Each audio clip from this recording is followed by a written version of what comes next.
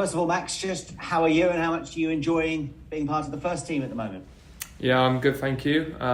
It's nice to be in there and playing some games. So obviously, I was happy to be put in, and I've enjoyed the last sort of 5-6 games. So yeah. Excuse me, this here, blessed with two good goalkeepers. You've got yourself and Dan Bentley. Can you just take me back to the QPR game? What was your reaction when the manager told you that you were going to start?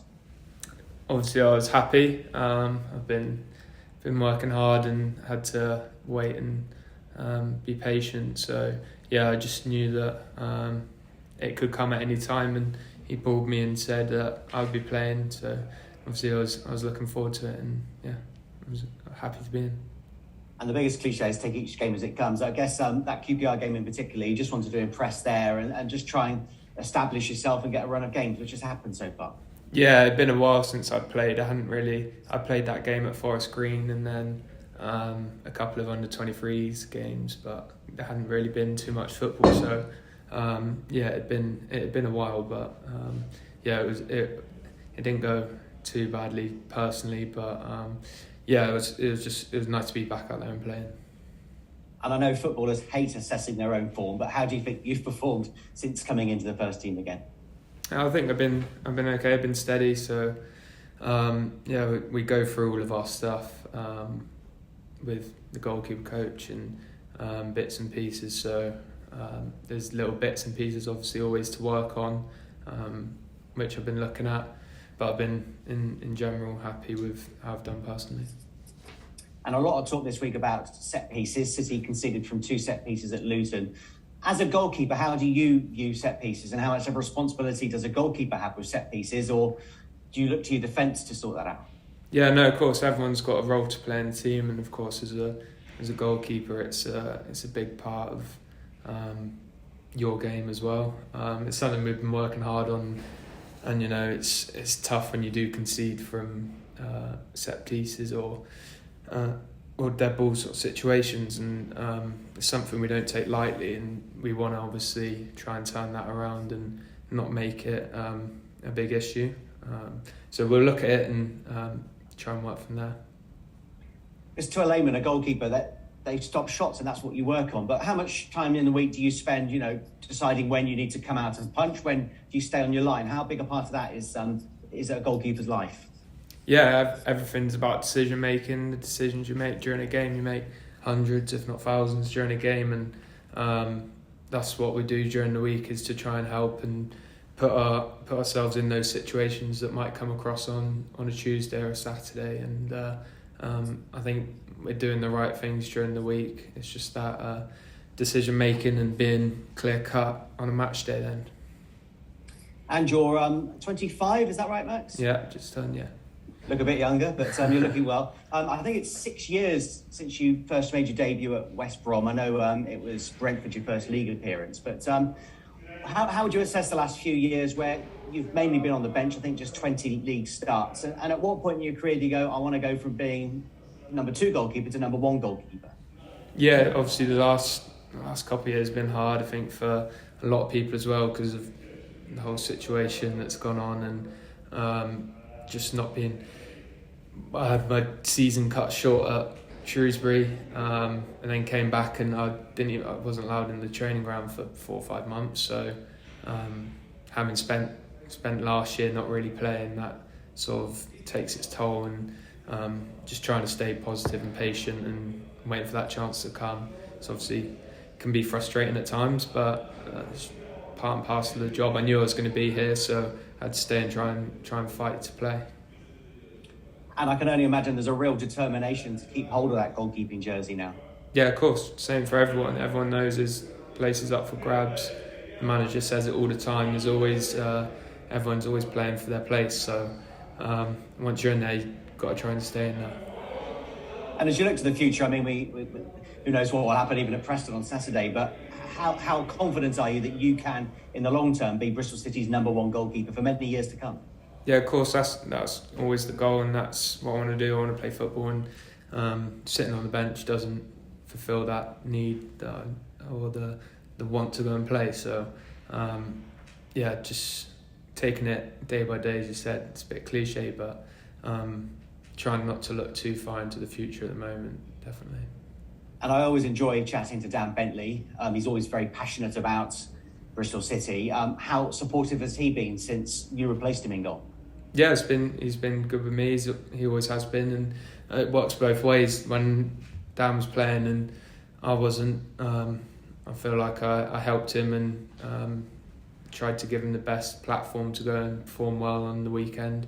And he's done the same with me, so it works both ways, and he's been great for me. Yeah. And we spoke to Curtis Fleming earlier. He's only been at the club a year. You'll probably know better than a lot of your teammates that Preston's been a bit of a bogey ground over the years. What are you expecting on Saturday? Yeah, it's going to be a tough game, of course. They had a good result as well in their last game, so yeah, it's going to be a tough game, but I think we'll rest it up and ready to go. So take the trip up tomorrow and be ready for it. Okay, it's good to catch up. Thank you, Max. Cheers. Hey Max. Hiya.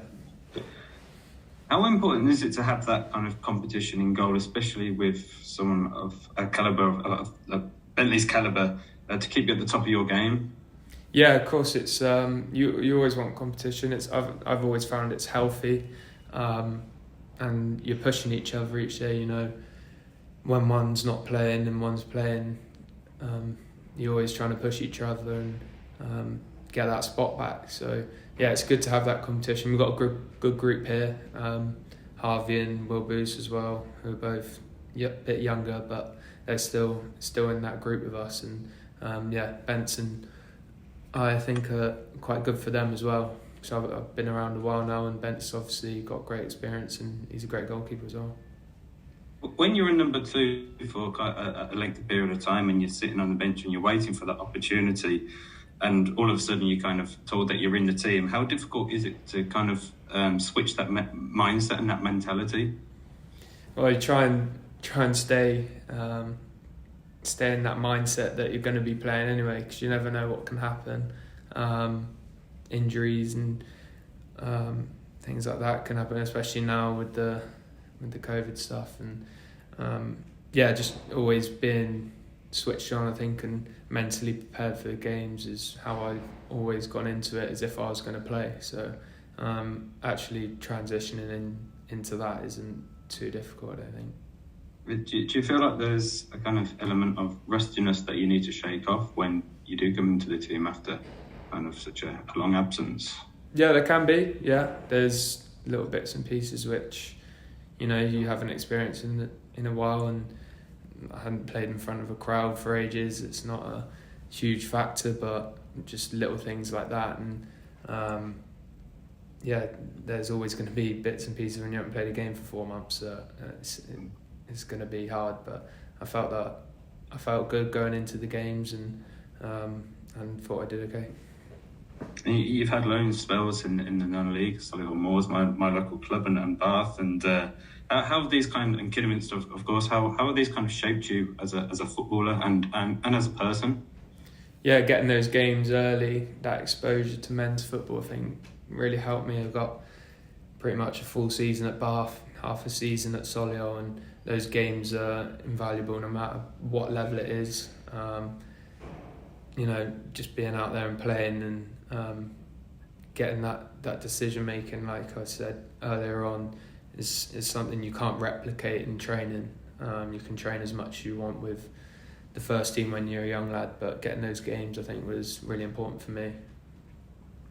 The role of a goalkeeper is constantly evolving. You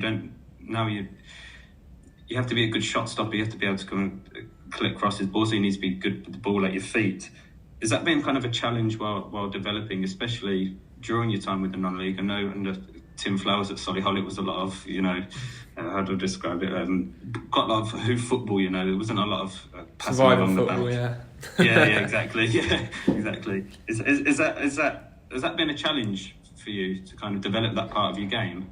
It's something that I've always enjoyed doing. So in training, I think it's something you're not going to get hammered for making a mistake in training, because that's what it's there for. It's there to make mistakes, and I think the practice and just being a bit more free and trying things can help. But yeah, switching from the sort of non-league loans to trying to play a bit more. The pitch is a bit nicer here, which does help. So yeah, I enjoy doing it, and it's something that you have to work on, and we do work on it. I was told you were a pretty handy cricketer back in the day. Was there an option where you could either go into cricket or football? Not properly, but I played as long as I could and really enjoyed it. So it was nice to keep your options open and, of course, do as much as you can for as long as you can. That's what I've always wanted to do, and happy that I chose football in the end. Thanks for your time. Cheers. Hi, Max. Hi. Hope you're well.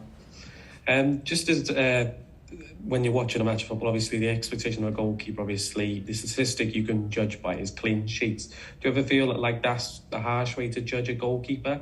And do you have an expectation to keep clean sheets, or is it always about the defence helping you out as well?